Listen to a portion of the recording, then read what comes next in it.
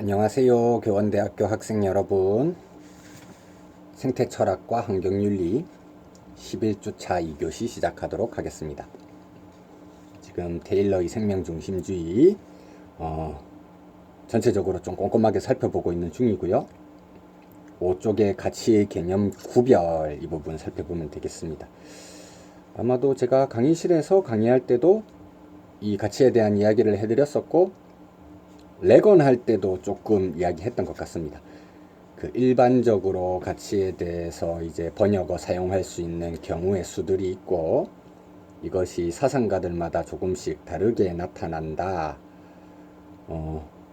테일러는 조금 더 다를 수 있습니다. 가치라고 할 때 보통 value라고 하는 영어가 사용되는데, 생명체가 가지는 가치에 대해서 테일러가 쓰고 있는 영어가 또 다르거든요. worth라고 하는 영어를 사용합니다. 그래서 inherent worth, 생명체 이 단어를 사용하고 있는데, 이게 value라고 하는 말들과 어떻게 다를지 생각하면서 좀 들어주시면 좋을 것 같고요. 만약에 시험에 나온다고 하면 레건이 그랬던 것처럼 생명체가 가지는 가치에 있어서 본래적 가치, 내재적 가치 이 두 가지 다 복수 정답으로 인정해 줄 것 같긴 합니다. 번역의 문제이기 때문에. 하지만 여러분들은 지금 이제 대학에서 강의를 듣는 것이기 때문에 그것과 구분되는 테일러의 본래 뜻을 잘 담았을 때 어떻게 번역하면 좋을까? 밸류가 아니라 월스니까. 그래서 저는 존중 가치, 존중받아야 하는 가치 이런 표현을 한번 써봤거든요. 어떤 의미에서 그런지 같이 읽어보도록 하겠습니다. 테일러에 따르면 자연 존중의 태도를 가진다는 것은 자연계의 야생 동식물이 본래적 존중 가치, inherent worth, 여기 value가 아니라 worth로 되어 있죠. 명확하게 테일러는 worth로 쓰고 있습니다.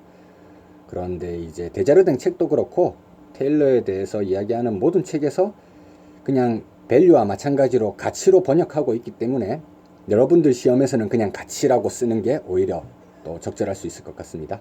하지만 그 속에 담긴 뜻은 존중 가치에 가깝다는 겁니다. 그리고 어떤 개체가 본래적 존중 가치를 지닌다는 것이 어떤 의미인지 명확히 밝히기 위해 그것과 혼동될 수 있는 다른 두 가지 가치 개념, intrinsic value, 내재적 가치와 inherent value, 본래적 가치라는 개념과 신중하게 구별을 해보아야 할 것 같습니다. 어떤 차이점을 지니는지 6페이지부터 이야기하고 있거든요. 내재적 가치에 대해서 살펴보겠습니다. 인간이나 다른 의식적 존재가 삶에서 경험하는 즐거운 어떤 사건이나 조건에 긍정적 가치를 둔다면, 그리고 그들이 즐거움 때문에 그 경험에 가치를 둔다면 그 가치는 내재적인 것입니다. 내재적 가치는 의식적 존재가 최종 목표로 추진하는 것과 가치 있다고 보는 관심 분야에도 부여됩니다. 경험, 목표, 관심 분야에는 그것을 이루는 수단으로서의 가치도 부여될 수 있는데요. 예를 들어서 어떤 사람에게 직업은 수입을 보장하면서도 만족감을 주는 일일 수도 있습니다. 결과의 가치와 상관없이 어떤 활동이 자체만을 위해 그 안에서 만족을 느끼는 경우 그것은 내재적 가치가 있는 것이다. 어떤 개체, 인간이나 다른 존재 개체 내부에서 가치가 부여될 때, 혹은 어떤 활동이 자체만을 위해서 만족을 느낄 때, 그럴 때 내재적 가치라는 말을 쓴다고 말하고 있습니다. 다음은 본래적 가치에 대해서 살펴보겠습니다. 이것은 유용성 내지 상업적 가치 때문이 아니라 도구적 가치, 수단적 가치가 아니라는 의미에서 본래적 가치를 말한다는 거죠. 단순히 아름다움, 역사적 중요성, 문화적 중요성 등의 이유로 보존해야 한다고 믿는 물건이나 장소에 부여하는 가치를 의미합니다. 예를 들어 예술 작품, 역사적 건물, 경이로운 자연, 고고학적 유적지 같은 것에 부여하는 가치가 여기에 해당합니다.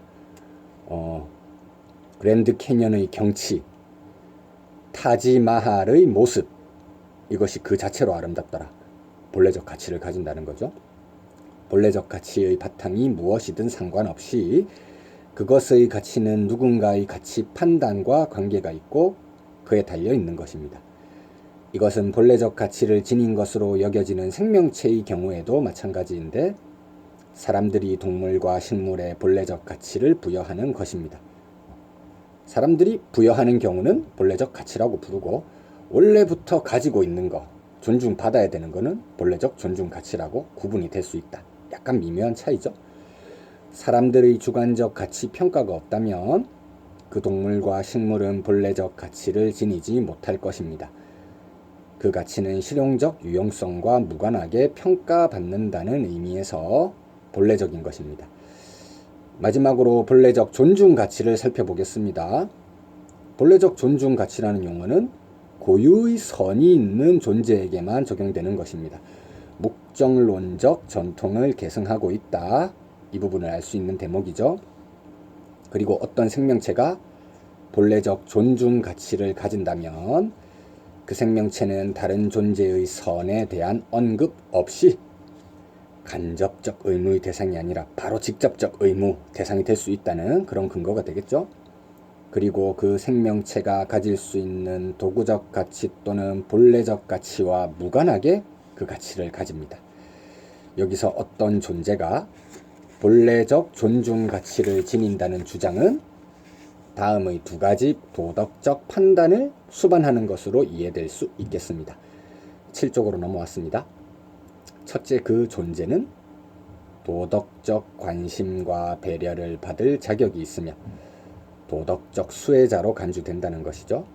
둘째, 모든 도덕적 행위자는 그 존재를 위해 그리고 그 자체를 목적으로 존재의 선을 증진하고 보호할 명백한 의무가 있습니다. 생명체에 대한 직접적인 의무가 있는 근거는 그들이 가지고 있는 본래적 존중 가치 때문이다. 요약하면 이렇게 말할 수 있겠죠. 어떤 존재가 본래적 존중 가치를 지닌다면 그들의 선이 실현되어야 한다고 인식함으로써 그들을 존중할 의무가 모든 도덕적 행위자에게 있습니다. 도덕적 행위자가 그것을 이행하는 것과 별개로 그리고 그가 다른 존재에 대해 가질 수 있는 개인적 감정과 무관하게 그 의무는 존재하는 겁니다. 본래적 존중 가치는 특정 개인의 주관적인 가치 판단과 독립적입니다. 그렇다면 어떤 존재에게 본래적 존중 가치가 있는가? 이걸 어떻게 할 수 있을까? 그 이론적인 근거에 대해서 다음 장부터 이야기하고 있거든요. 저희가 이제 제가 그 싱어 원전 번역한 거 가지고 또 강독을 한 적이 있잖아요. 그때는 시간상의 문제로 중요한 부분 위주로 조금 요약해서 읽었었는데 테일러 이 부분은 제가 볼 때 시간이 좀 부족하더라도 순서대로 차례차례 읽는 게 필요할 것 같습니다. 그래서 이번 주에 할 수 있는 만큼 다 읽어보고 시간이 부족하다고 하면 다음 주까지도 넘어갈 수 있다. 좀 중요하기 때문에 그거를 이해해 주셨으면 좋겠습니다. 자, 이론적 측면, 그 인간윤리와의 구조적 대칭성 속에서 환경윤리도 세 가지 구성 요소가 있다. 신념체계, 도덕적 태도, 도덕적 규칙과 기준, 이게 있다고 했는데요. 이거 신념체계 이야기하기 전에 사실부터 먼저 나온다고 했죠. 사실에서 신념, 그 다음 태도, 마지막 규칙과 기준으로 나가는 거거든요. 그래서 개별 유기체가 사실적으로 드러내는 게 뭔가, 이거 8쪽에서 나오는 그 유명한 목적론적 삶의 중심 개념이죠. 한번 보도록 합시다. 8쪽으로 넘어왔습니다. 테일러에 따르면 생명 중심주의가 개별 생명체를 이해하는 특정한 사실적 방식이 존재하는데요. 아래 유명한 직접 인용문입니다.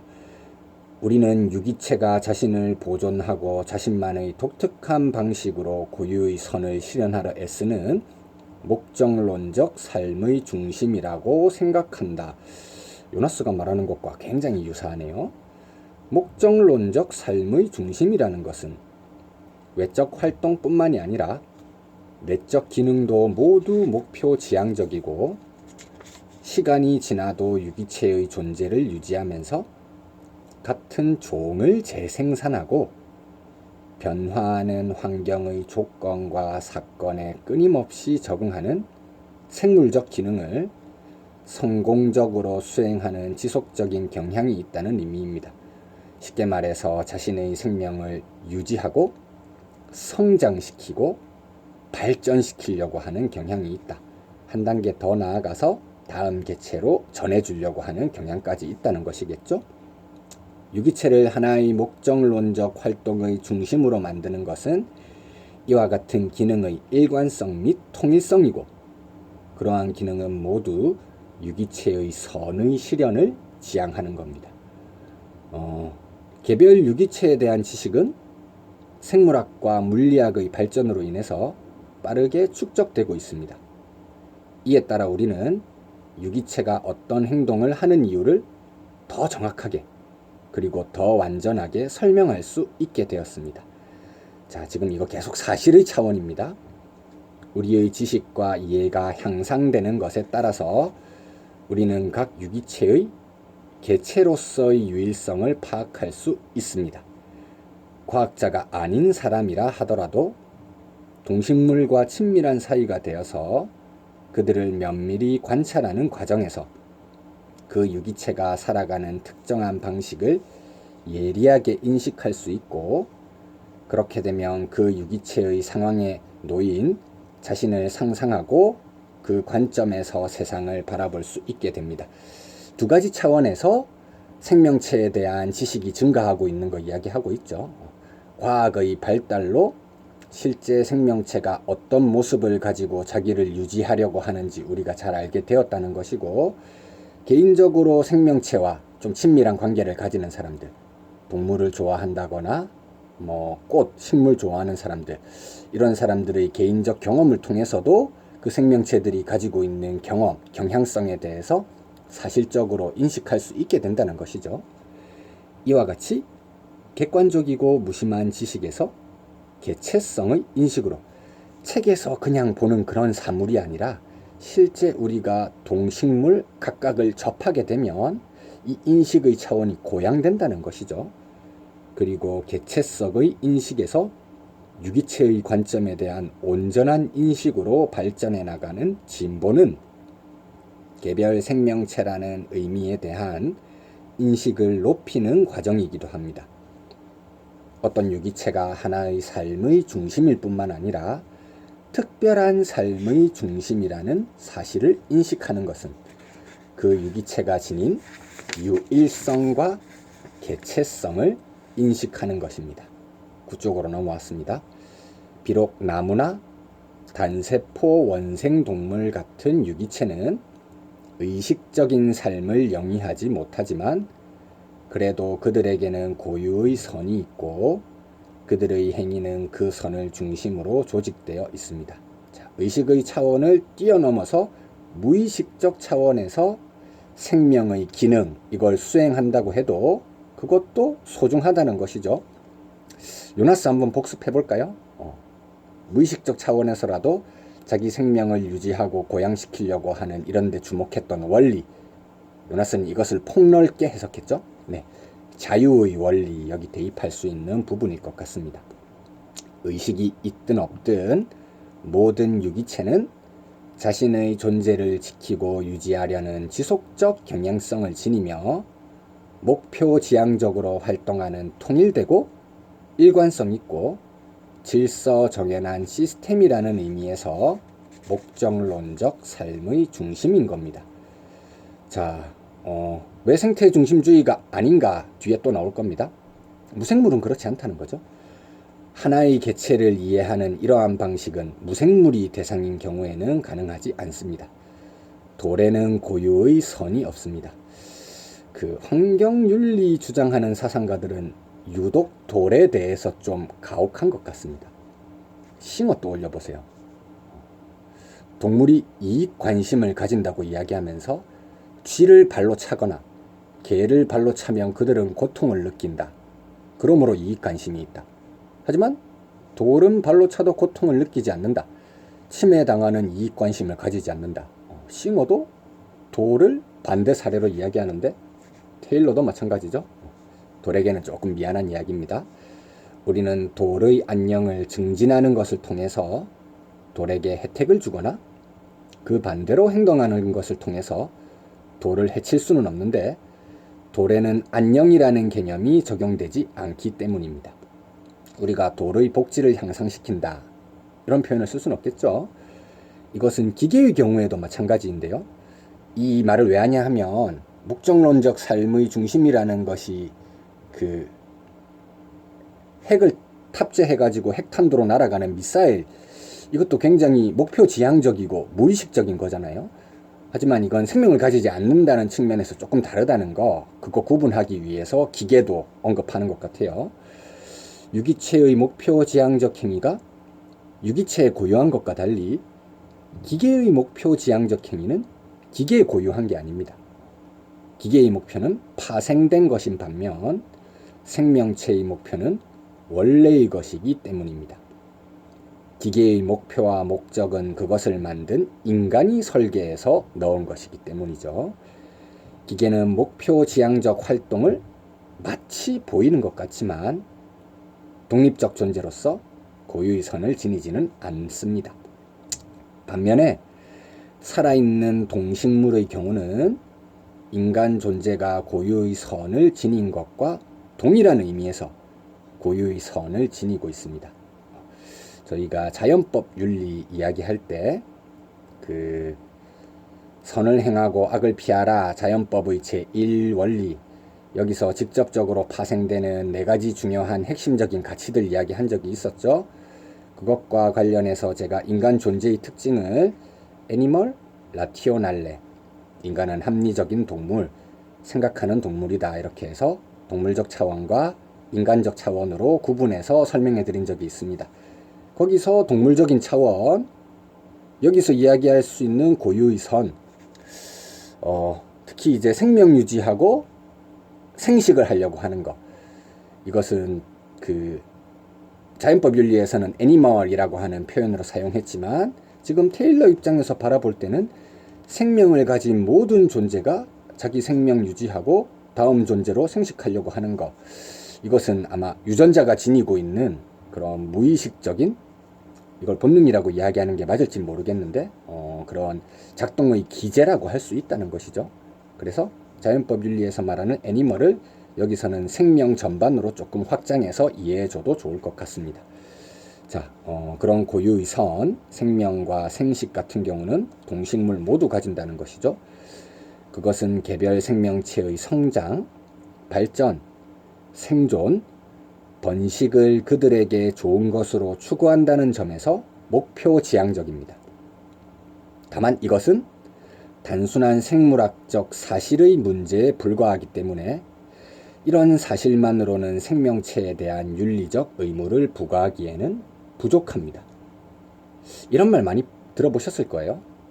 생명체가 목적론적 삶의 중심이라는 건 생명체의 본래적, 교과서에서는 존중가치라고 안 하니까요, 본래적 가치를 인정받기 위한 필요 조건에 불과하고 충분 조건은 아니다. 사실의 측면이기 때문에 그걸 아는 게 필요 조건이긴 하지만 그 사실 알았다고 해서 바로 윤리적 의무가 부과되는 충분 조건은 아니라는 것이에요. 따라서 생명체에 대한 윤리적 의무를 인정받기 위한 또 다른 조건, 그것으로서 특정한 신념 체계가 추가적으로 요청되는데요. 테일러는 이것을 생명 중심적 관점이라고 부릅니다. 자, 목적론적 삶의 중심이라고 하는 거, 이거는 지금 여기서는 1절이라고 돼 있지만 아마 테일러 이 구성 요소로 볼 때는 0이라고 하면 좋을 것 같습니다. 여러분들이 필기할 때는 0, 사실, 괄호, 목적론적 삶의 중심, 화살표에서 1, 이제 신념, 생명 중심적 관점, 이렇게 나가는 거죠. 10쪽으로 넘어왔습니다. 10쪽. 자, 이게 이제 관점이거든요. 생명 중심적 관점. 자연계의 도덕적 중요성은 우리가 자연계 전체와 그 속에 있는 자신을 어떤 관점으로 보는지에 따라 달라질 수 있습니다. 테일러에 따르면 자연 존중의 태도를 이해하고 정당화할 수 있는 근거로 작용하는 신념 체계가 바로 생명중심적 관점입니다. 0. 사실, 목적론적 삶의 중심. 1. 신념, 생명중심적 관점. 그 다음 2. 태도, 자연 존중의 태도.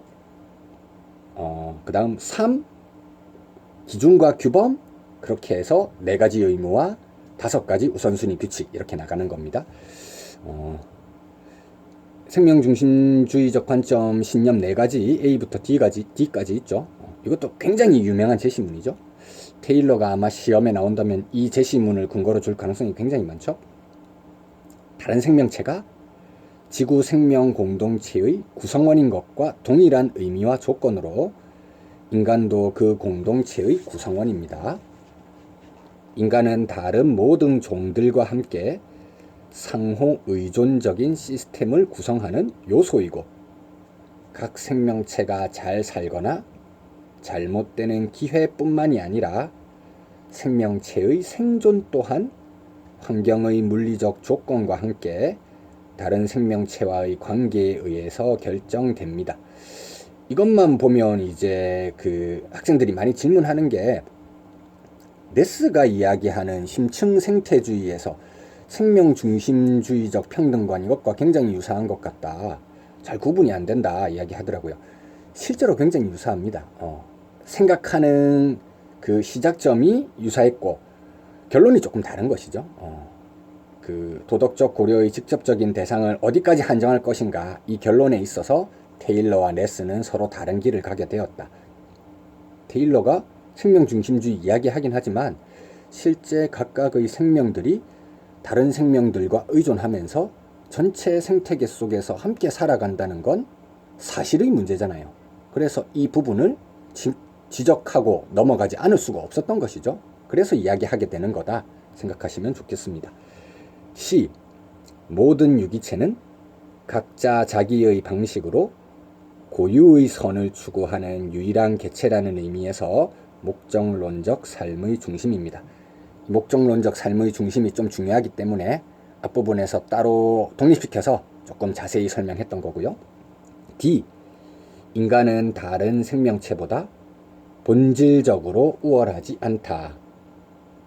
여기서 이제 질문이 많이 들어옵니다. 인간이 그러면 어떤 측면에서도 생명체보다 우월하지 않은가요?